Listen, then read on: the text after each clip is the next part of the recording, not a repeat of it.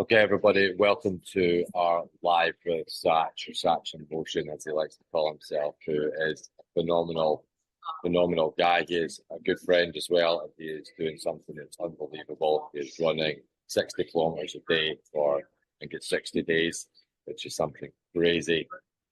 And what we're going to be doing is talking about mental resilience, which I think in today's society is a really big thing.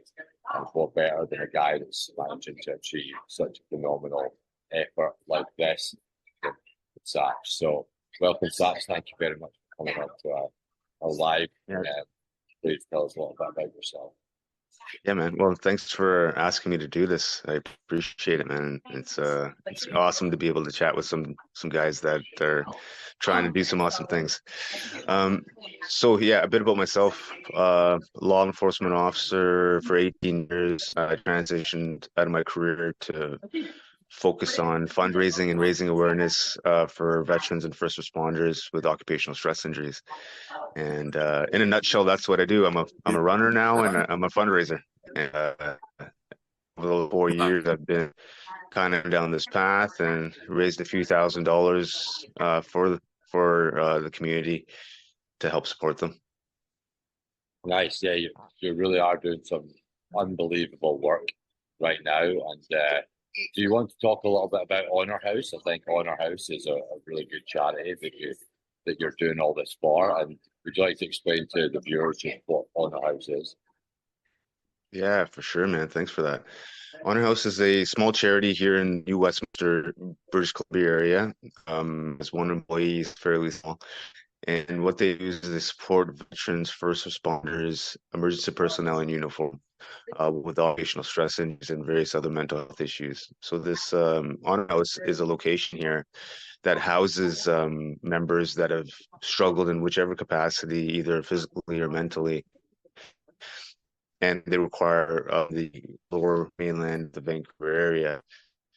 So BC is a large province, right? So people living they don't have all of the medical facilities that are required for some people. So they can come down to the area, stay free of charge for however long they want, and not just by themselves, but the Honor House is big enough to actually house the entire family. And while they're here, it's a home away from home. They don't have to worry about anything. And it also has the capacity to host about 7 families as well. So it can hold multiple families to get the treatment. They also have expanded a few years ago. They created Honor Ranch, and it's a ranch in Ashcroft, BC, approximately 4 hours from the Vancouver area, in beautiful Kootenays area. And it's on 120 acres with 10 cabins. They have some horses and various other therapies that people can utilize while they're there. And it's essentially a place where any member currently serving or retired can utilize to recalibrate, relax, chill, have retreats there to support other people. So it's a full functioning ranch with a lodge and the whole nine yards. So that's what they do. They do amazing work, and all the funds that I've been raising over the last few years have been going to this charity. Nice, unbelievable explanation. What an incredible charity it really is. And from everything that I've seen from it so far, it looks like a really niche kind of charity, which is really great. As the things that they're offering, especially with that ranch where you can take your family and really just disconnect from everything else and really spend some quality time with your families and things, will be something that's unbelievable. Okay, so yeah, it's amazing, man. Let's talk about your 60 kilometers a day for 60 days. This is just, to some people, that will be mind blowing. Like why you're doing this. So let's get into it. Why are you doing 60 kilometers a day for 60 days? Man, where do I start? I guess, okay, we'll start from a perspective of training. About 4 years ago, I wasn't a runner, right? Like I was a bodybuilder and jiu-jitsu guy. So clearly, my body's transformed a little bit over the last 4 years. But having said that, I started. So yeah, how did it start? So I started just kind of running, right? And maybe 5K a couple times a week. Real pathetic, to be honest. But continued in a period of I saw some development, and then I then started asking myself, what more can I do? What's possible? because I started seeing things that I never thought I could actually achieve in terms of run distances and things of that nature. And so then, there was one, I think it was in February of 2021. I wanted to set up a challenge for myself to see if I could run a half marathon every single day for a week. And it took me about 10 weeks to achieve that sort of plan. Once I did that, then I made a connection to a very inspirational and really iconic Canadian, Terry Fox. And Terry Fox was a young man of I believe 22, 23, who had cancer and who had his leg amputated above the knee. And he wanted to do something to raise awareness and funds for cancer research. And this is going back 40 years ago, mind you, right? In 1982, in and around that area. And he wanted to do something to raise awareness and funds for cancer research. And he had a dream to be able to run a marathon a day. And he called it a Marathon of Hope, to run across the country of Canada. And so anyone who knows the thing, a person who's had their leg amputated of the knee to run a marathon every single day to run across the country is a pretty epic challenge. And unfortunately, he didn't make it across. His cancer came back in the Thunder Bay area, and he had to stop. So he basically, on one leg, made it halfway across the country. And since his passing, he's raised over $1 billion in cancer research. So in 40 years, he's impacted the world by raising over $1 billion in his name. So having said that, after I ran that half marathon, I was like, holy crap, man, I can run across Canada, because I could run a half in the morning and then a half in the afternoon, right? So that's kind of what I started thinking about. And then I kind of went on a path of thinking, okay, if we're going to do that, what am I going to do for it, right? And it just felt natural because I struggled with my own mental health issues, service of 18 years, and I know a lot of people that have struggled. So I thought, okay, mental health support for veterans and first responders. So that kind of laid the foundation. Now, I wasn't a runner, so then the next step was like, how the heck do I run across the country? So I started trying to figure out a plan to do that. And to put it again in perspective, what that means across the country, coast to coast in Canada is 7,300 kilometers, and the equivalent of vertical gain of climbing Mount Everest 7 times. So it's no joke. That's A crazy. feat that's, yeah, it's any sort of challenge or feat, right? So I didn't know how to tackle that, man. I was like, holy shit, I set a goal and I was really running, and I was like, how do I do this? So I kind of reversed engineered what would be required for me to do that. And so I broke down. And so what that looked like is my first year of running, I wanted to push myself to run 100 kilometers. And I ran 100 kilometers from Chilliwack to the Vancouver airport, and Yeah, raised $21,000 for veterans and first responders. So that was the kind of first. So that was the first testing ground. The yeah, following year, I was okay, pushing it more. Let's run 9 ultra marathons in 9 months. And so I did that, and I raised an additional 6 grand for the charity during that process. And I was like, okay, cool. We've leveled up a bit more. How do I level up even more? So then last year I said, let me run 22 marathons in 22 consecutive days. And I ran across the province of British Columbia from Revelstoke to Victoria, which is about 1,100 kilometers. And we finished that. So that kind of leveled me up again in terms of my performance. And then so now I'm like, okay, what do we need to do to get to the Canada mark? Because my goal isn't only to just run a marathon a day. My goal is also to break the record for the fastest run across Canada, which would mean I'd have to run in excess of 100 kilometers a day for 70 days and around that. So that's why I'm running 60 kilometers a day for 60 days. One of the main reasons is to kind of make sure that I'm training my body, my mind, and all the things related to potentially then running 100 kilometers a day starting next June. That's I'm doing 60K for 60 days. wow, that really is just unbelievable, man. And a great way of breaking everything down for you to achieve your goals. And I think that's something that everybody needs to take away is if you want to set yourself a really big goal like that, we need to break it down into small steps, micro-manageable steps that we can push ourselves through to slowly start working towards the bigger end goal. And that alone, what you just explained, is exactly how people should be approaching all these goals that they want to achieve. So, Agreed. I just want to add one more thing to that. It's before that piece though, right? I think for me, before even breaking it down, you have to um, allow yourself to think that way to begin with, right? Before you can get to breaking down the goal, or even you got to set the goal. And I wasn't a runner, man. So what kind of person sets a goal to run across the country and try to break a record? So you got to believe in your capabilities and all those types of things. And how does one believe in their capabilities and the possibility of what they can achieve?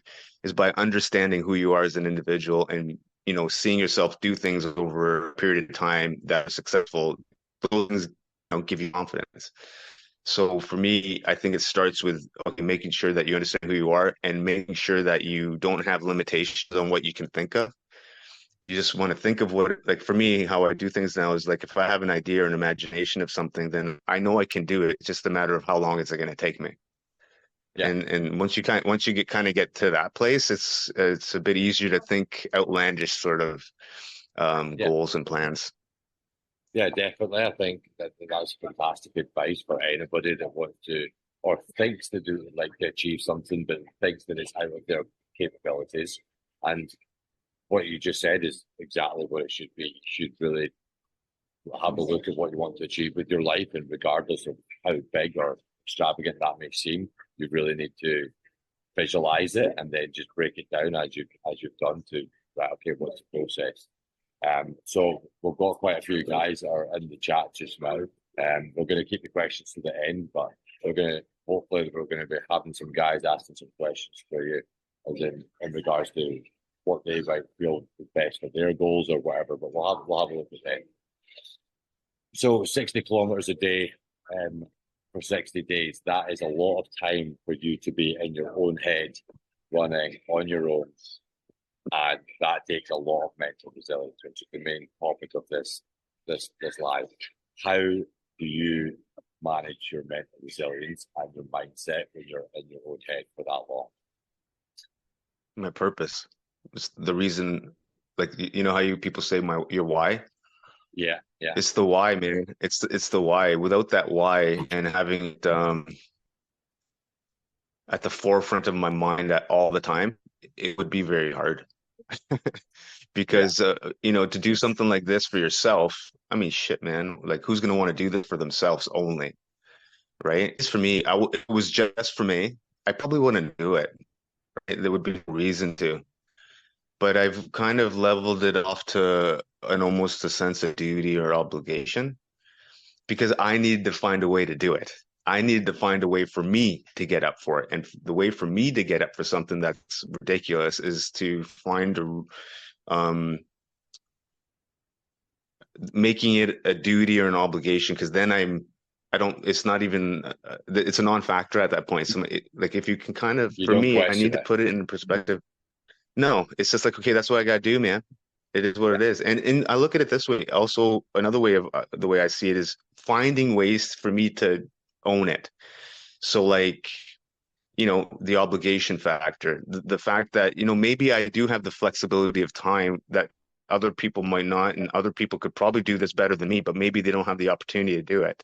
yeah, So, I think of it that way. It's like, okay, cool. I have the opportunity. I've been blessed with some pretty amazing friends around me that I can also get information or mentorship from and utilize that to also keep doing what I'm doing. So I'm also thinking of it that way. It's like, oh, the message has to be proliferated even more.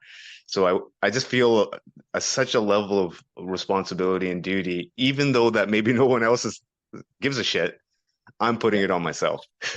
Nice. No, I love that, and I'm pretty much the same. Especially coming from a military background, if you make it your mission, your own personal mission, then you immediately just take that on board as this is something that I have to do. I don't. It's not a case of can I do it? It's I have to do it, and that's a big thing. Is people need to find what the motivational factors are. People are either motivated intrinsically or extrinsically, and that's what people need to figure out. And if we can figure that out, then they really will be able to start achieving a lot in their life once they figure out what motivates them. And when did you find out really your motivational style, how it works for you? it's been a process, trial and error, and trying to figure out what kind of person I am. And it's really been over the last 4 years trying Yeah, to understand what do I want to do with my life? How do I want to live the rest of my life? And how do I want to be of service the rest of my life?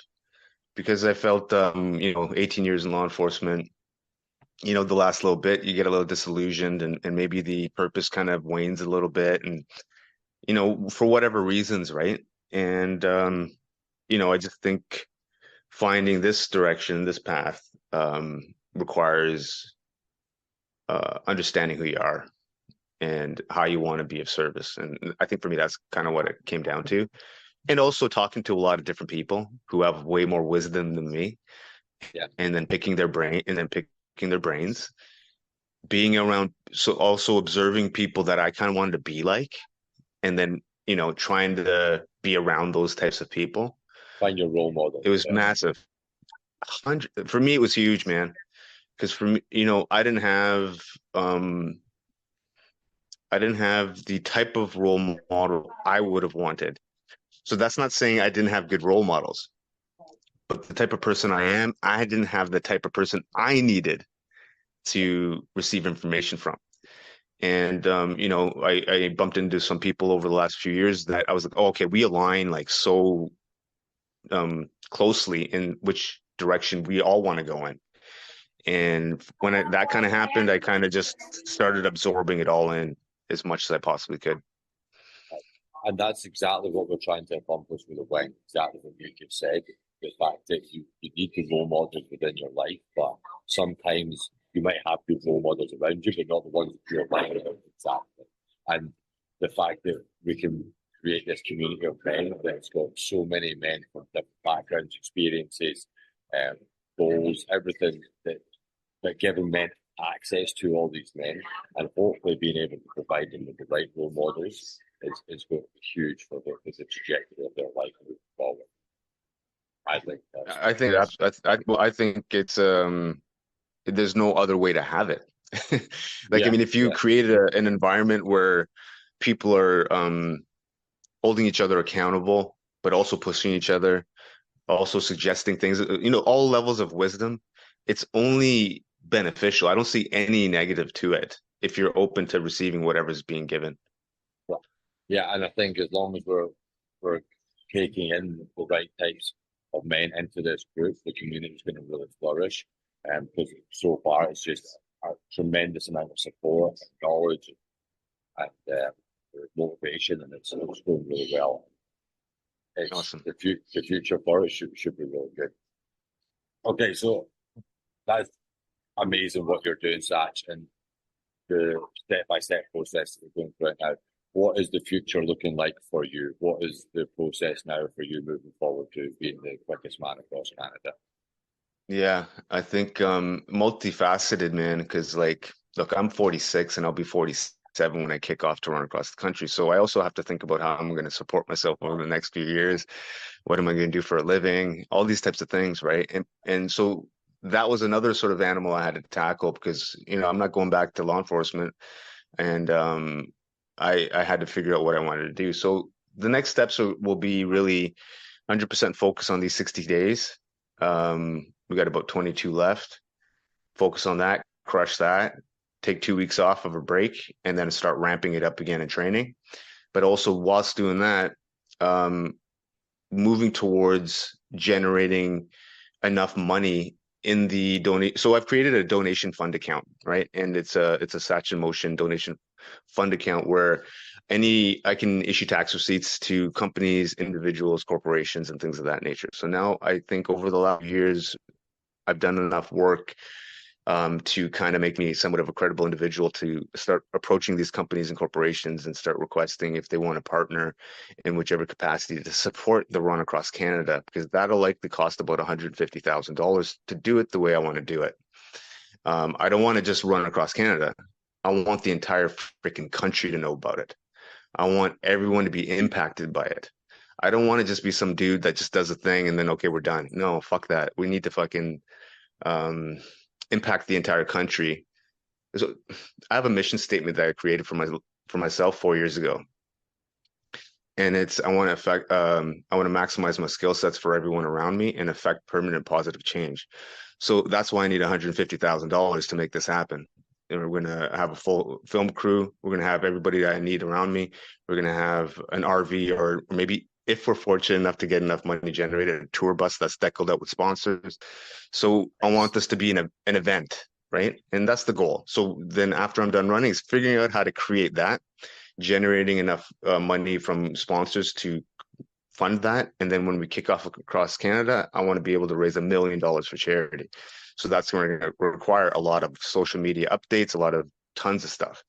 So that's kind of what I'll be planning out and trying to figure out how to execute against when I start my run next year. Nice. That's phenomenal. That really is.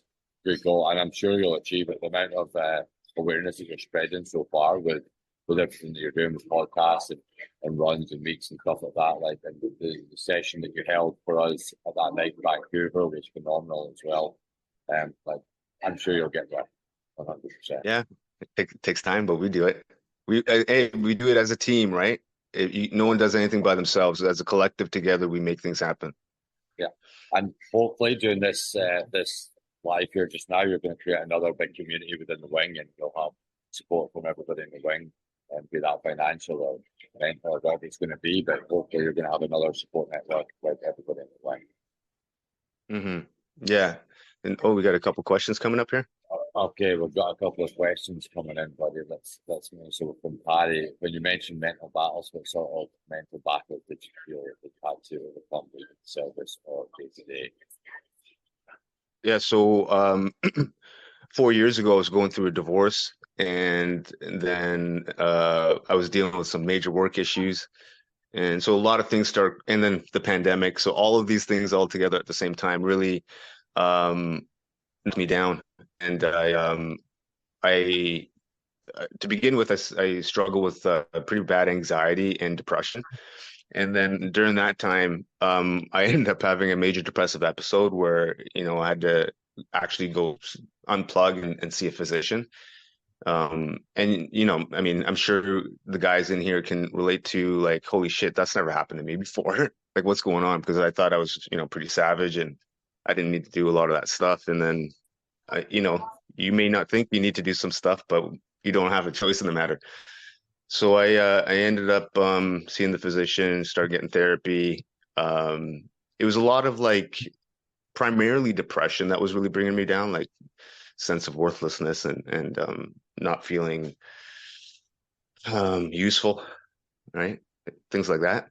And so those were the things that I was battling, and I don't battle as much now because of what I've been doing. So the sense of purpose that I've given to myself has been a gift of life, because I might even get emotional talking about it, but like if I didn't do this, I wouldn't be here. There would be no reason to be doing anything. Now, having said that, yeah, I have a daughter and I love her very much, but I needed more, and and I didn't feel like I was getting it in life. So I was really disillusioned with a lot of things. So this has given me purpose again. And and that really is the main focus of it. And you're so right in terms of, like, we can all think that we're beasts and we can all think that we're like hard asses and all this sort of thing. You need to watch your six, mate, because one day that depression will come. Will probably come and hit you when you least expect it, and it's something that we definitely need to be aware of. And as you said, finding your purpose in life, and for everybody, it's completely different. For you and across Canada, it's your thing. Um, and everybody needs to find their purpose. And if we can really zero in on that purpose early on in their life, I feel as if it's going to be able to launch them forward in life with a great. Yeah, man. Okay, Like I just want to add one more thing. It's like I'm meeting a lot of people now and talking to a lot of different people, and it's kind of, I don't want to say awkward. That's not the right word, but it's interesting to see people. They look at me in a certain type of way now a little bit, and I like to try to tell people, look, man, I'm no better than anybody else, man. And the reality is, I think there's a lot of people that can do what I'm doing right now a lot better. It's just maybe they don't have the opportunity. And I think people really need to understand that they're capable of so much more, and not to give up on what their capabilities are. Just kind of keep grinding it out and keep figuring it out. Yeah, 100%. Mate, you're totally right. It is the opportunity. Some people just their position in life is just unfortunate, but they probably would be able to achieve so much more. But then again, it's all about how we can alter and start changing and tweaking these situations in our life so we can maybe make these opportunities more available to us, um, like we Hmm. probably have as well. Okay, we've got a question from Johnny. He says, "What is your recovery routine like every night after each 60 kilometers?" Surely that is equal priority to the actual running as well. Oh yeah, man, it's probably even more for priority, man. Like it's Yeah, I try, so it depends. Some days just depending when I start, when I finish, but typically if I end up finishing my run around 1800, which is a reasonable time for me, then I'll tend to start hydrating a little bit sooner. So every hour that I'm running, I'm taking in about 250 calories and about 700 milliliters of water in and around there with all my sodium and electrolytes. So I'm doing that every hour, right? So I'm trying to keep up my hydration while I'm running. And then after I run, like immediately after, because I haven't had enough protein throughout the day. So immediately after, I crush about 60 grams of protein just to kind of get that in, and then wait another half an hour to an hour, then I start eating. And I'll just eat as much as I can, a high carb, and then um, before bed, maybe another 60 grams of protein, or 40 or 50 in and around there, so I can get my allotment. And then I'm probably in bed around 9 or 10 o'clock. And then because I'm trying to get enough sleep too. If I can get 7 or 8 hours of sleep, uh, based on the pace that I'm going at, is enough recovery for me to continue running the next day. So so yeah, that's kind of how I manage it. I really focus primarily on sleep for my recovery over anything else, over cold plunging or anything, because I mean it is the ultimate recovery tool. So yeah. yeah, 100%. And as somebody that works a night shift, I think you know that sleep is the ultimate form of recovery. And Hmm. I Hmm. definitely am starting to feel the effects of 3 years on night shift. It definitely does have a massive negative impact. It does, man. It messes things up. I mean, I was, when I was at work, I was, shifting rotation shifts and all that kind of stuff. Yeah, And it affected me. And I've been away from work for almost just over about 2 years now.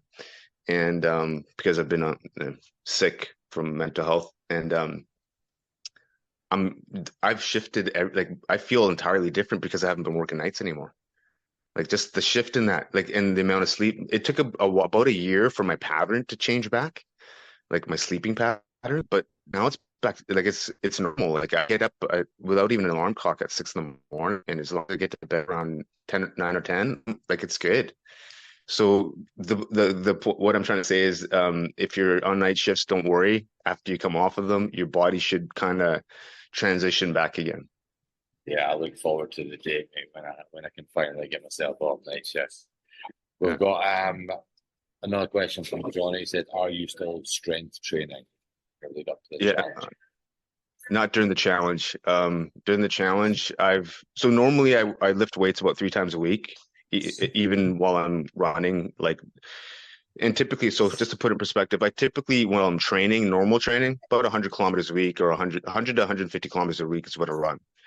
Yeah, Right now, I'm getting close to 400 kilometers a week of running.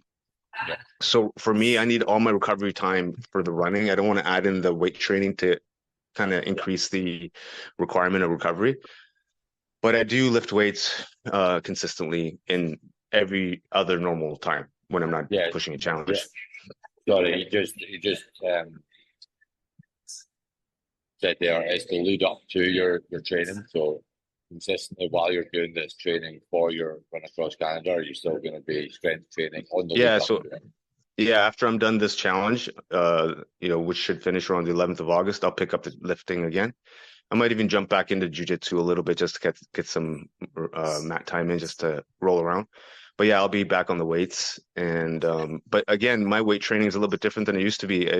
I used to do bodybuilding, and so it's not like that at all. It's my weight training now is primarily focused on how do I become a more effective and efficient long distance runner. And so that requires, still not really a lot of like this is a lot of different variations of lifting. And yeah, so to answer your question, yeah, I do. Nice. It's how have you felt? I know there's quite a few other boys in this community that do jiu-jitsu. How do you find jiu-jitsu in regards to getting injuries?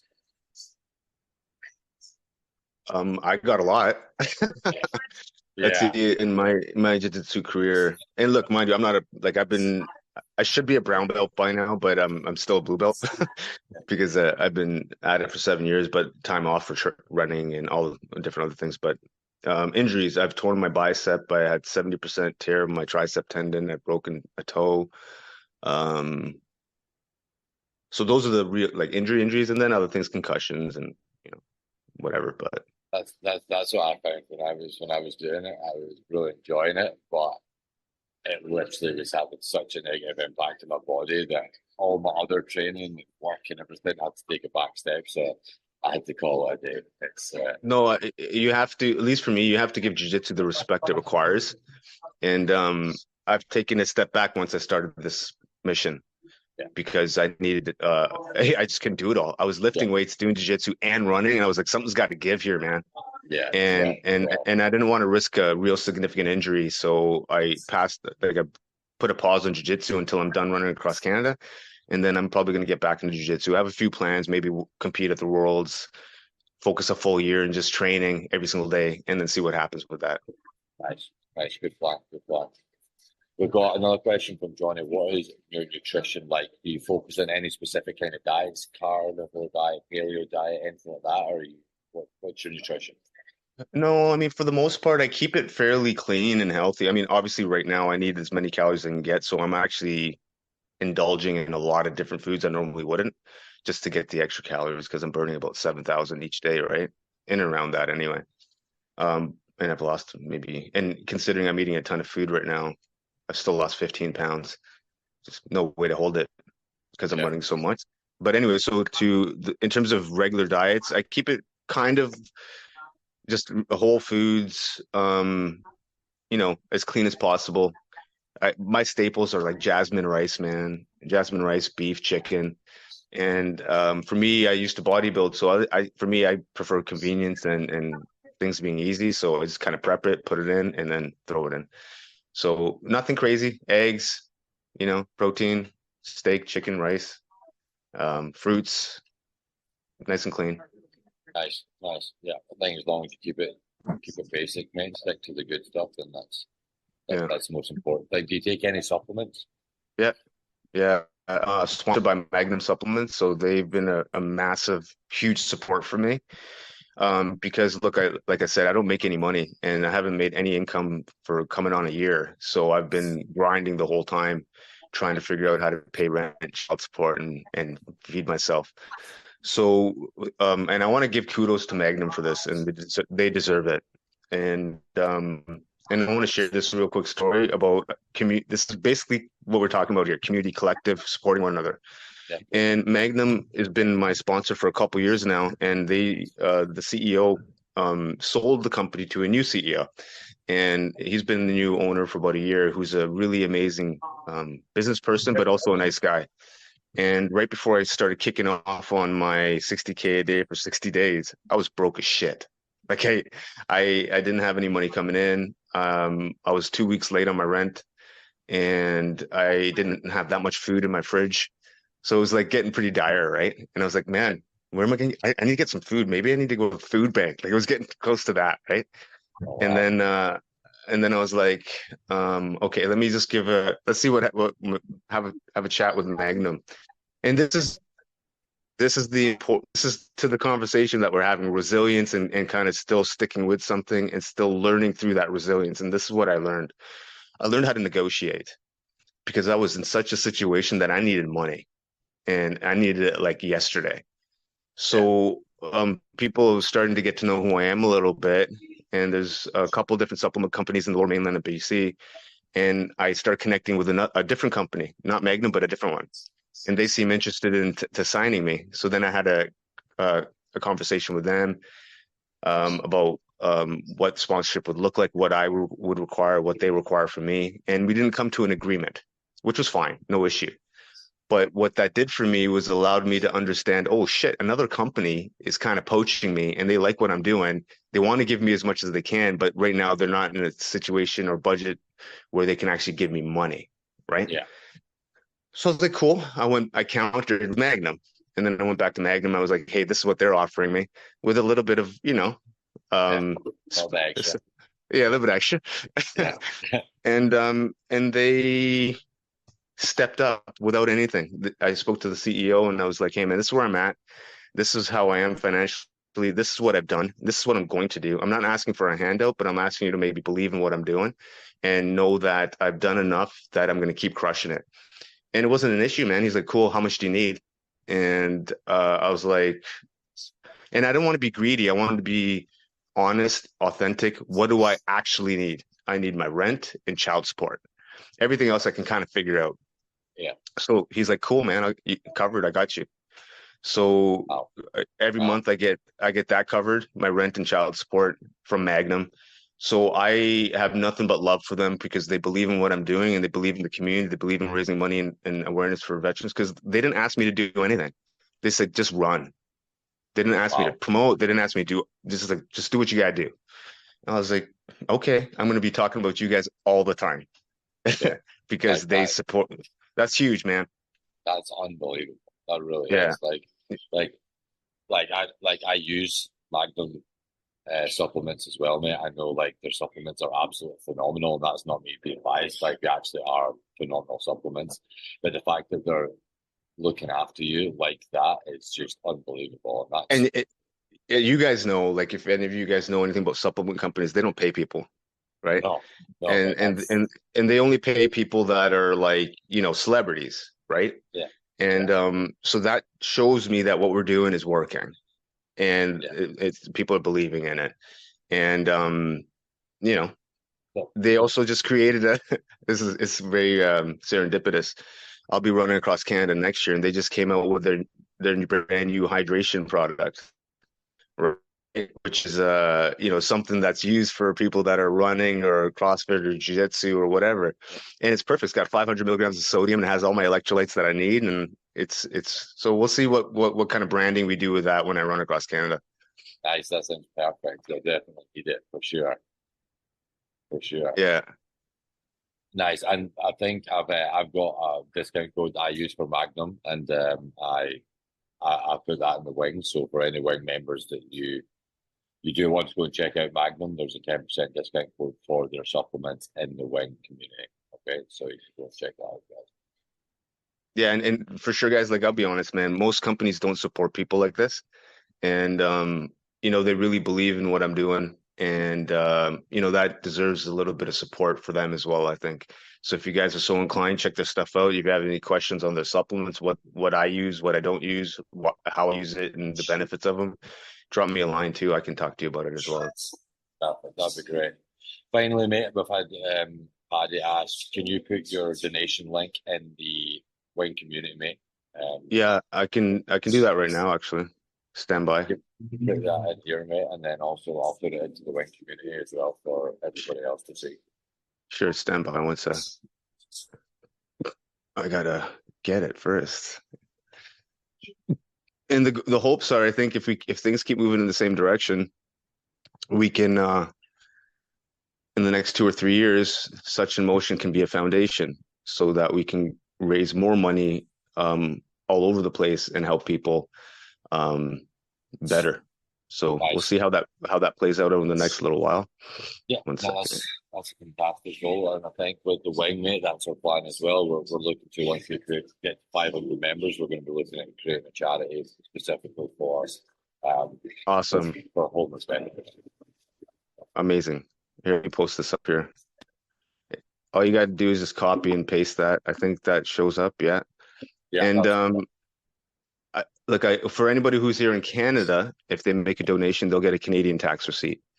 So, it's all set up through the Veritas Foundation, another organization that's pretty amazing that They also helped out actually, and I should probably shout them out a little bit because the Veritas Foundation is a part of a equity firm or equity group in Bay Street in Toronto, and they create funds for people that they can. So what I've created is like a DFA, which is essentially kind of like a tax-free savings account, but donation form.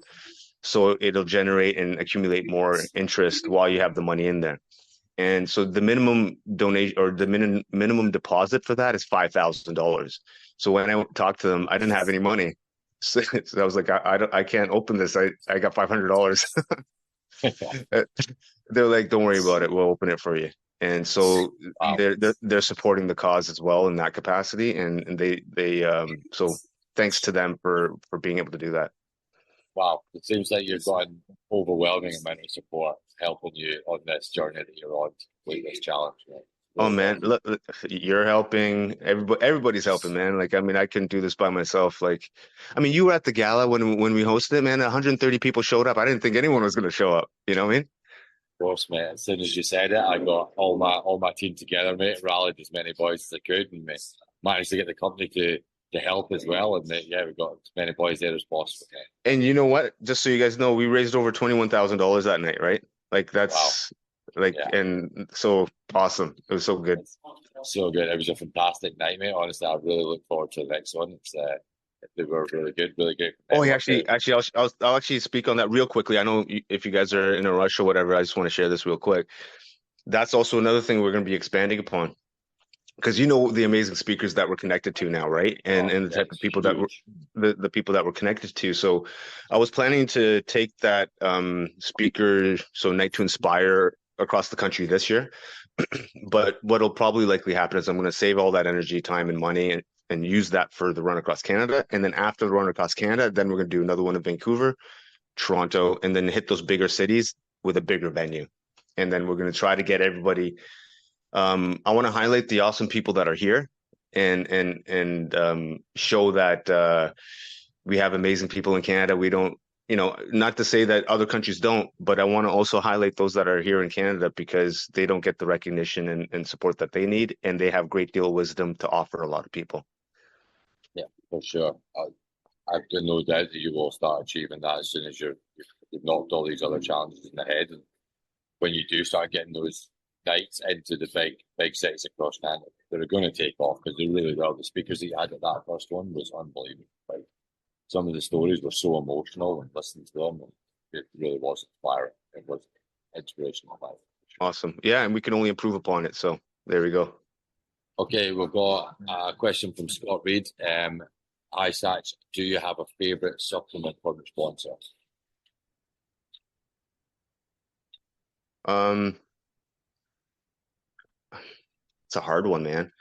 Like staples are like glutamine and creatine. I don't even look at those as supplements really anymore. I just think of them as staples, like Yeah, right. And protein powder, I always have that. So it's not like it's a staple. So like something that's outside or something that's outside of my staples.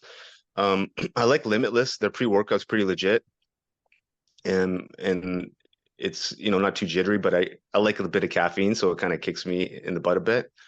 And I'm really excited about their hydration product. I'm really excited about that because I'm just in that space right now, and I think it's a market that hasn't been tapped enough. And look, at a lot of us are doing a lot of other things now that aren't just bodybuilding and things of that nature. So I think it's an amazing product, and I'm utilizing it right now. It's helping me stay hydrated for my runs. And I think for me, that right now is probably my favorite one because it's allowing me to execute every single day.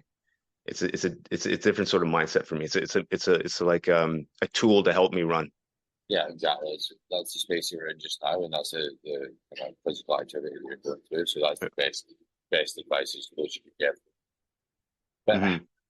thank you very much, buddy. I don't think we have got any more questions. Honestly, Sach, I can't thank you enough for coming on and providing all that information and knowledge and just really spreading the word with what you're doing. And hopefully you inspired some of these guys that are watching because it really is unbelievable what you're doing, man. Like I really can't sometimes get my head around it. Sometimes I can't get my head around it. I think as soon as we're done here, this is such a trip, man. I don't know. Once I start talking, man, I get excited because I don't really get to talk to so many people because I'm running all the Yeah, time. So, but this yeah, is another awesome. This is how much support I have, man. It gets me so like emotional because I never thought in a million years people would give a shit about anything that I did. And I went for a run with a mutual friend of ours, Seb, yeah. and him and his partner wanted to join me. And just so you guys know, Seb just had his I can't remember if it's his left leg or right leg below the knee amputated, right? So he's still dealing with his prosthetic and whatnot. And he's like, "Yeah, man, I'll come join you for a run." And so he joined me. We were at Campbell Valley Park. We're going for about 5K or ish, 5K in around there. And then we're just talking. He's like, "Hey man, how you doing these runs?" I'm like, "Oh, I'm doing them outside. When I can, I go to the gym and jump on the treadmill. It kind of messes my day because managing time for my daughter and all these different things that I'm trying to do. It'd be nice to have a treadmill." And I started talking about like how my ex-wife kept the treadmill, and I was asking her before I started my challenge, "Hey, can I borrow it for a little bit?" And she's like, she wasn't able to let me borrow it. So, it was no big deal. We were just having a conversation. A freaking week later, Seb comes over with Alex and drops off a freaking treadmill. No way. And yeah. And now I got a treadmill right next to my bed so I can freaking get up, get on the treadmill, get some kilometers in, and then go out. So, like the flexibility is so amazing, man. And I never thought in a million years I'd be freaking happy, almost brought to tears by someone giving me a fucking treadmill. That just shows you the type of guy that Seb is. And it's funny you say that because I was just speaking to Seb yesterday, and he's the next guy I'm going to get on to a live. Yes. Yeah, Yeah, man, he's a special man. And when it comes to leadership and stoicism, he embodies it. And yeah, he's one of the guys that I've been around for the last 5 years. Just every relationship should be synergistic, where both parties are getting something out of it. And yeah, I think, and I feel bad because I think I got way more than he did. yeah. Uh, I think he's just one of those types of people, though, mate, that like me personally as well, especially with my business, Stoke Leadership Academy, like he is definitely a role model that I look up to, and I'm just so involved with his posts, and I just think that he is a real inspiration, man. He is Yeah. a guy that I look up to, he really is. Yeah, he's And taking action too. He ain't sitting around. no, for a guy that's just lost his leg, he's crazy, man. He's I love it. crazy. Yeah, he's All good. right. Well, right, brother. Thank you very much for coming on. I can't thank you enough, buddy. No worries, man. It means a lot, and anything that the wing can do to help you with your journey running Yeah. across Canada, we are here for you, mate. And we hope that you're going to smash all these goals, and we hope Yeah. to see you. Hope to see you All get to I that finish line one day. all I ask is if you're able to donate, donate. But if you don't, that's cool too. But I do ask if you're unable to donate, follow my Instagram account and just share the content whenever you can. It's all about spreading the message and getting the word out there to as many people as possible. And we want to impact as many people as possible, and not just here in Canada, but around the world. Because I think, I have family members in England, man. There's no reason why I won't be coming to England anytime soon. I have a lot of connections out there. Maybe we'll do some podcasts, some interviews, right? But I think as long as we're sharing the message, that's all I need, and that's all I kind of hope for. So thanks, guys. I appreciate you guys having me on, and you guys are doing legit stuff, man. Good for you, Angus, for making this happen. Perfect. No, mate, I think that's not too much to ask, and hopefully as many boys as we can get behind it and share your stuff. But thank you very much, buddy. I really appreciate it, and I'll speak to you soon. Thank you. All right, brother. See you guys later. Enjoy the day. Take care. Bye.